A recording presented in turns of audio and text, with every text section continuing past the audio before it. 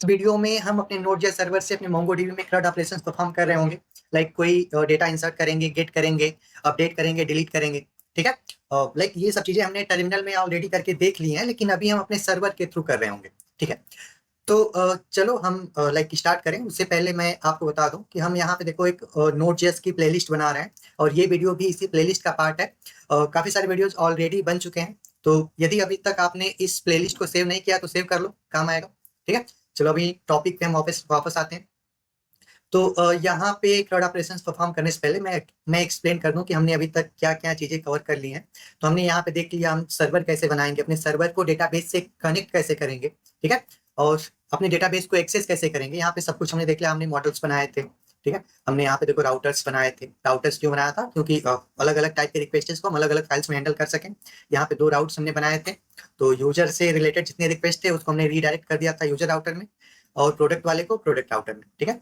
तो अभी यूजर पे ही हम लाइक यहाँ पे काम करके लाइक यूजर से रिलेटेड रिक्वेस्टेस को ही हैंडल करके हम सीखेंगे यहाँ पे CRUD ऑपरेशंस। ठीक है। पिछले वीडियो में हमने देखो ये कुछ काम किया था, यूजर को गेट किया था डेटाबेस से और क्रिएट किया था, रजिस्टर किया था। ठीक है।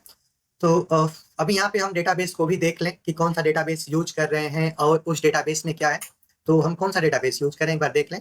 देखो यहाँ पे हम माई डेटाबेस 3 यूज कर रहे हैं। ठीक है। तो अपने मोंगोडीबी कंपास को मैं ओपन करूँ, हाँ देखो यहाँ पे माई डेटाबेस 3 और इसके अंदर एक यूजर्स करके कलेक्शन है। और इस कलेक्शन में देखो कुछ डेटा है, ये डेटा हमने इंसर्ट किया था।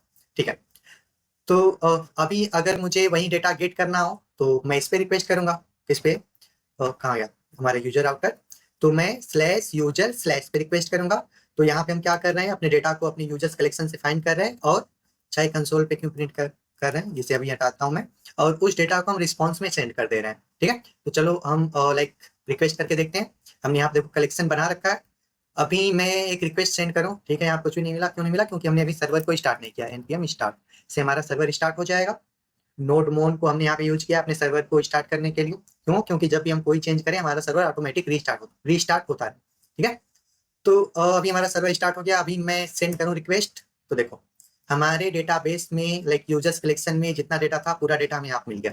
अब अगर हमें कोई एक नया डेटा क्रिएट करना हो तो हम यूजर को रजिस्टर करेंगे। ठीक है। और क्रिएट कर कैसे रहे यहाँ पे देखें, तो देखो हम लाइक रिक्वेस्ट की बॉडी से डेटा उठा रहे हैं और उसे अपने डेटाबेस में लाइक कलेक्शन में, यूजर्स कलेक्शन में इंसर्ट कर दे रहे हैं, बस क्रिएट कर दे रहे हैं बस। ठीक है।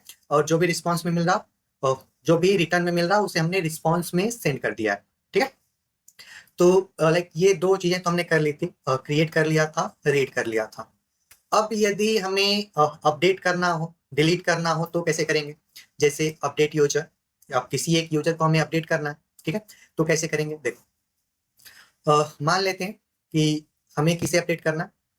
तो चलो, जिसका नेम जॉन है इसे हमें अपडेट करना है।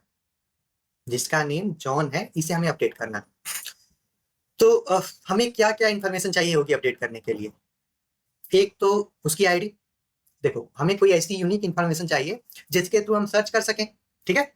और आईडी के थ्रू हम सर्च कर लेंगे। और हमें डेटा भी चाहिए कि अपडेट क्या करना है, ये भी चाहिए ना। जैसे यहाँ पे मान लो इसका पासवर्ड अपडेट करना है तो ये भी तो हमें चाहिए। ठीक है। यानी कि हमें दो चीजें चाहिए किसी भी डेटा को अपडेट करने के लिए।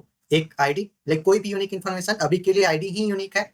हमने और भी किसी चीज को यूनिक नहीं बना रखा है, तो आईडी ही हम भेजेंगे। आईडी भेज देंगे एक, और एक डेटा कि हमें क्या अपडेट करना है। ठीक है। किसे अपडेट करना है और क्या अपडेट करना है। ठीक है। तो जब भी आप स्लैश यूजर स्लैश अपडेट पे रिक्वेस्ट कर रहे हो, आपको दो चीजें भेजनी है। एक तो आईडी और एक डेटा। अब डेटा तो हम चलो बॉडी में भेज देंगे। ठीक है। जैसे हमें किसे अपडेट करना है, इस जॉन को अपडेट करना है। ठीक है। इसकी आईडी में कॉपी कर लूँ क्योंकि आईडी भी तो भेजनी है। अभी कहाँ भेजनी है ये तय नहीं हुआ है, लेकिन भेजनी तो है।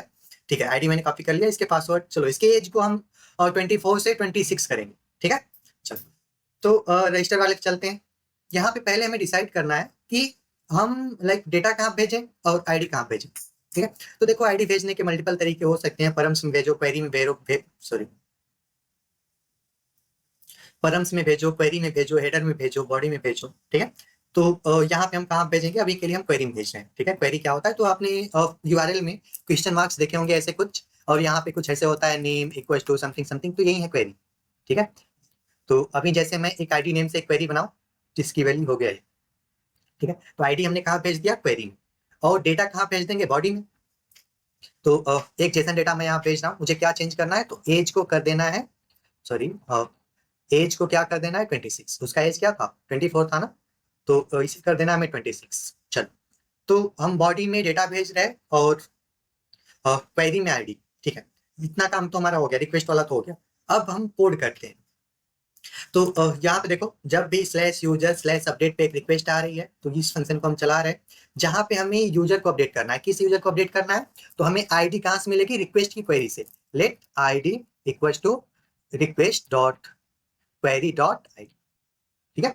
तो हमें लाइक हमने आईडी नेम से क्वेरी भेज रखी है ना, तो हमें आईडी मिल जाएगी क्वेरी से, और यूजर का डेटा कहाँ से मिल जाएगा, रिक्वेस्ट की बॉडी से, ठीक है। तो आईडी मिल गई हमें क्वेरी से, डेटा मिल गया बॉडी से, बस हमारा काम हो गया। लेट अपडेटेड यूजर, कहाँ से हमें अपडेट करना है, देखो अपने डेटाबेस में हम कोई भी क्वेरी करेंगे तो हमें अवेट जरूर लगाना है, और अवेट हम लगा रहे हैं तो एसिंक फंक्शन हमें बनाना पड़ेगा। इस फंक्शन को अवेट यूजर्स डॉट, एक फंक्शन आपको मंगूस प्रोवाइड करता है, find by ID and update. यहाँ पे आपको एक तो आईडी पास करनी है और दूसरा डेटा। अभी मंगूस क्या करेगा, आपके आपके उस डेटा को अपडेट कर देगा जिसकी आईडी इस आईडी के इक्वल, ठीक है। आईडी सर्च करके अपडेट कर देगा उस वैल्यू को, ठीक है। तो अब जो कुछ भी हमें इस यूजर डेटा मिलेगा उसे हम रिस्पॉन्स में सेंड कर देंगे, response dot send sorry updated user, ठीक है। चलो, अच्छा आप रिक्वेस्ट करके देखते हैं। देखो जैसे ही हमने सेव किया हमारा सर्वर ऑटोमेटिक रिस्टार्ट हो गया। ये किसका कमाल है, नोडमॉन का, ठीक है। तो अभी हम अपडेट यूजर पे रिक्वेस्ट करके देखें। यहाँ पे देखो क्वेरी में हम आईडी भेज रहे हैं और बॉडी में डेटा, हमें एज को 26 करना है। अभी जॉन का एज क्या है 24, ठीक है। तो अपडेट यूजर पे रिक्वेस्ट हम करके देखते हैं, ठीक है। लेकिन यहाँ पे जो एज मिला वो भी अभी 24 है, हमने तो 26 दिया था, ऐसा क्यों। अच्छा चलो फिर से गेट आल यूजर पे चलते हैं, रिक्वेस्ट करें। लेकिन यहाँ पे तो एज में 26 मिला, लाइक अपडेट तो हो चुका है, फिर हमें वहां पे 24 ही क्यों मिला था, यहाँ पे हमें 24 ही क्यों मिला था।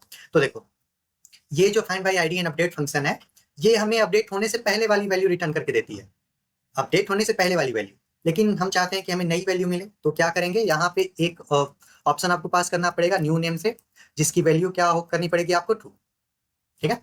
तो अभी ये वाला जो फंक्शन है आपको हमेशा अपडेट होने के बाद वाला वैल्यू रिटर्न करके देगा। तो चलो फिर से अपडेट करके देखते हैं। इसके एज को मैं कर देता हूँ 28, अभी सेंड करें तो देखो यहाँ पे इसका एज क्या हो चुका है 28। और डेटाबेस में भी चल के देखें तो जो जॉन है उसका एज 28 हो जाना चाहिए। यहाँ पे मैं रिलोड करूँ, देखो जो जॉन है उसका एज 28 हो गया, ठीक है। तो हमने अपडेट कर लिया किसी डेटा को। अब आते हैं डिलीट पे। तो देखो अपडेट करने के लिए हमें दो चीजें चाहिए थी, एक तो आईडी और एक डेटा। आईडी से हमने सर्च किया और डेटा को हमने लाइक अपडेट कर दिया। लेकिन डिलीट करने के लिए तो हमें सिर्फ आईडी ही चाहिए, क्योंकि हमें लाइक सर्च करके सिर्फ डिलीट ही तो करना है, ठीक है। तो हमें यहाँ पे सिर्फ आईडी चाहिए।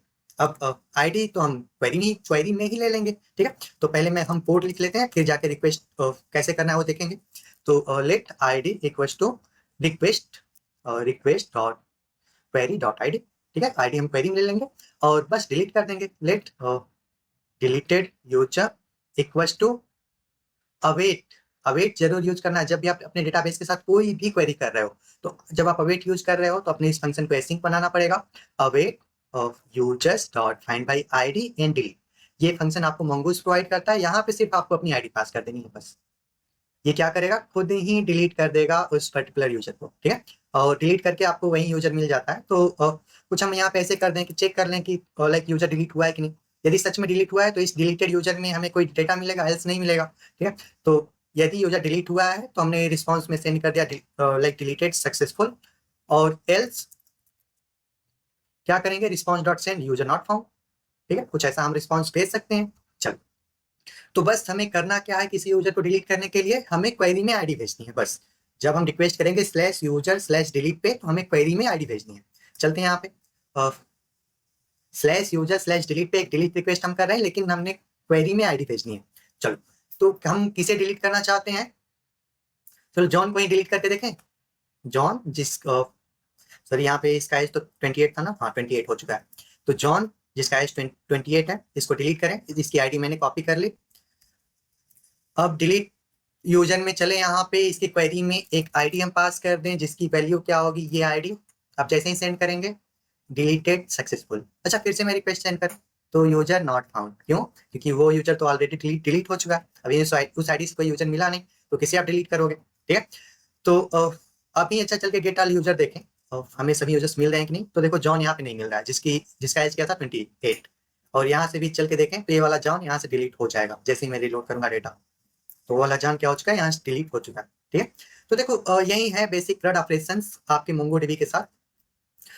गेट हमने कैसे किया, लाइक फाइंड मेथड का यूज करके हमने गेट किया, और यहाँ पे क्रिएट का यूज करके हम क्रिएट कर रहे हैं, और find by ID and update का यूज करके लाइक ये फंक्शन हमें मोंगूज प्रोवाइड करता है। बिहाइंड द सीन मोंगूज तो वही जो हमने क्वेरीज यूज की थी ना मोंगोडीबी की, लाइक क्या क्वेरी थी, अपडेट 1 अपडेट मिनी, वही क्वेरीज यूज करेगा मोंगूज, लेकिन आपको एक ऐसा फंक्शन देता है कि आपको कोई प्रॉब्लम ना हो। ठीक है। आप सिर्फ यहाँ पे जैसे ऑब्जेक्ट के साथ खेलते हो वैसे ही यहाँ पे आप लाइक इन फंक्शंस को यूज कर सको।